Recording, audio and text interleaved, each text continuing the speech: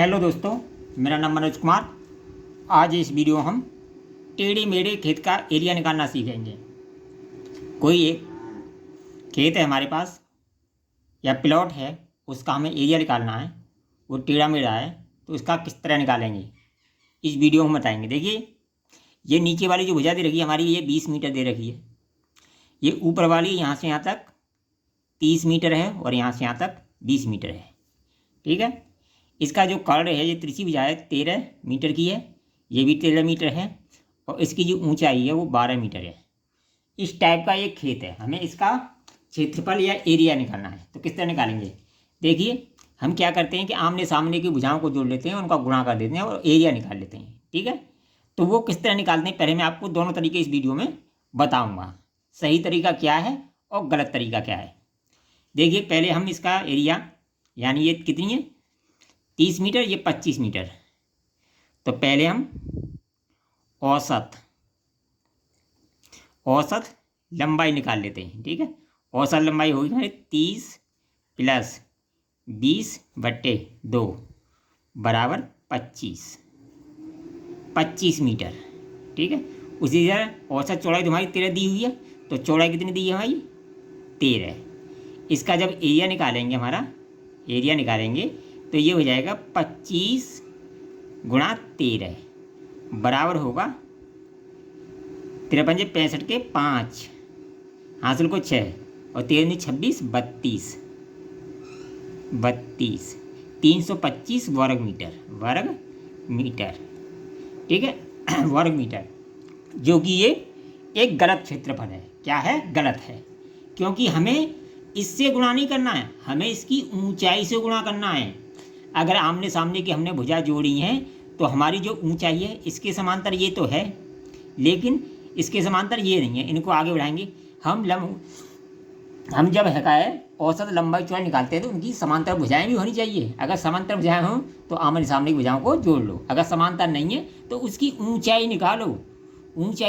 अगर यहाँ ऊंचाई अलग अलग होती तो औसत ऊंचाई निकाल लेते हम। तो क्या करेंगे, ऊंचाई हमारी कितनी है 12।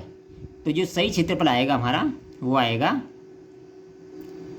25 गुणा 12 बराबर 300 वर्ग मीटर। 300 वर्ग मीटर। अब देखिए, दूसरे तरीके से इसे हम निकालते हैं, ये सही है गलत है। पहले तो देखिए, यहाँ से यहाँ तक कितनी है 30, ये कितनी है 20। यहाँ हमने 20 पे खींच लिया इसे। ठीक है, खींच लिया। अब ये भी 20 होगी और ये भी 20 होगी और ये 12 होगी। तो इसका क्षेत्रफल निकालते हैं। पहले अंदर वाले का जो हमारा आयत है, इसका क्षेत्रफल लगाते हैं आयत का। तो ये हो जाएगा लंबाई गुणा चौड़ाई। आयत का क्षेत्रफल होता है, आयत का क्षेत्रफल बराबर होता है लंबाई गुणा चौड़ाई। ठीक है। लंबाई कितनी है हमारी? लंबाई कितनी है 20 गुणा, और चौड़ाई कितनी है हमारी 12। 20 गुणा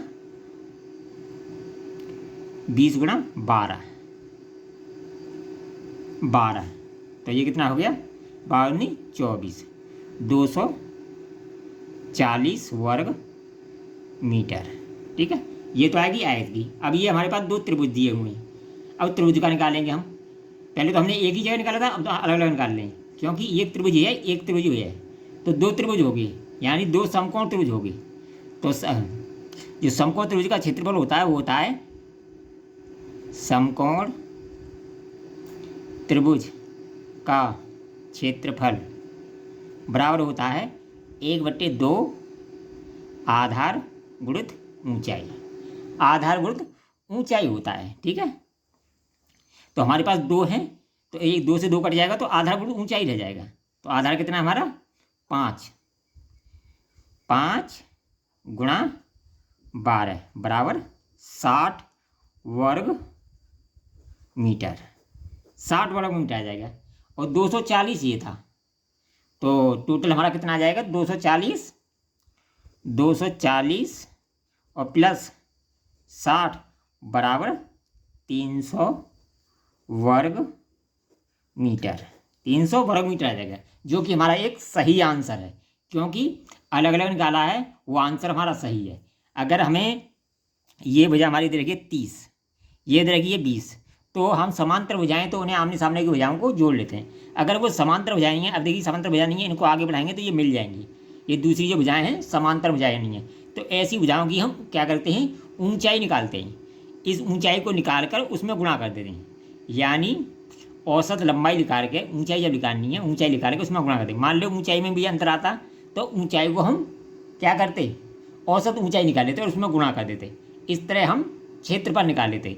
तो हमारा सही तरीका क्या है, यानी इन आमने सामने की भुजाओं को जोड़ो और उसकी ऊंचाई निकाल के गुणा कर दो तिरछे खेड का। ठीक है, अगर आप ये कहोगे ये 13 में गुणा कर दे तो इस तरह हमारा क्षेत्रफल गलत आएगा। क्या आएगा, गलत आएगा। तो हमें क्या करना है, या तो इसे इस तरह बांट लो 3 भागों में, तब इसका क्षेत्रफल निकालो जब सही आएगा। अगर इस तरह निकालना है तो इन दोनों का आधा करके, जो समांतर भुजाओं का आधा करके ऊंचाई में गुणा कर दो। यानी ये हमारी 13 है तो ये 5 है, तो इसे इस भुजा को निकालेंगे तो ये हमारी 12 निकल के आएगी। तो ऊंचाई निकल के आएगी, तो ऊंचाई का हम गुणा कर देंगे तो हमारा आंसर सही आएगा। 25 का गुणा 12 में करेंगे तो 300 वर्ग मीटर ही आएगा। वीडियो पसंद आए तो कमेंट करें, लाइक करें, शेयर करें।